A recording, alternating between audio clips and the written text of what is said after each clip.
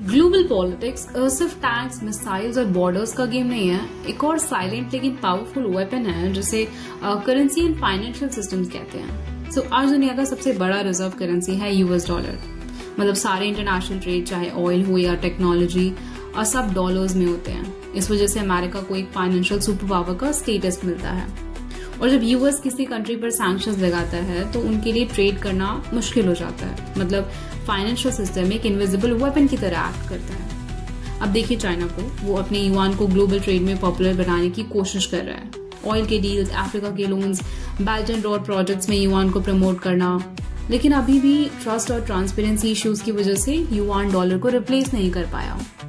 India अब एक नए एक्सपेरिमेंट में है जिसे रुपी ट्रेड मैकेनिज्म बोलते हैं। मतलब रशिया, श्रीलंका और कुछ एशियन देश के साथ डायरेक्टली रुपी रूबल या रुपी लोकल करेंसी में डील करना।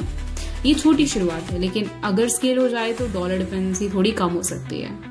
और ब्रिक्स कंट्रीज भी एक नए ग्लोबल पेमेंट सिस्टम की बात कर रहे हैं। आइडिया ये है कि एक ऐसी फाइनेंशियल नेटवर्क बनाई जाए जो डॉलर के मोनोपोली को मार्केट में चैलेंज करे। IMF और वर्ल्ड बैंक के रिफॉर्म्स पर भी डिबेट है, जहां ग्लोबल साउथ डिमांड कर रहा है कि उनकी इकोनॉमिक पावर को ज्यादा रिप्रेजेंटेशन मिले। ये एक साइलेंट शिफ्ट है जो जियोपॉलिटिक्स को डीपली इम्पैक्ट करेगा। So bottom line would be like, जहां मिसाइल्स एक कंट्री को गिराते हैं, वहां फाइनेंशियल सिस्टम्स एक कंट्री की इकोनॉमी को तोड़ देते हैं। और जियोपॉलिटिक्स में असली गेम वही जीतता है जिसके पास करेंसी और कैपिटल का कंट्रोल होता है।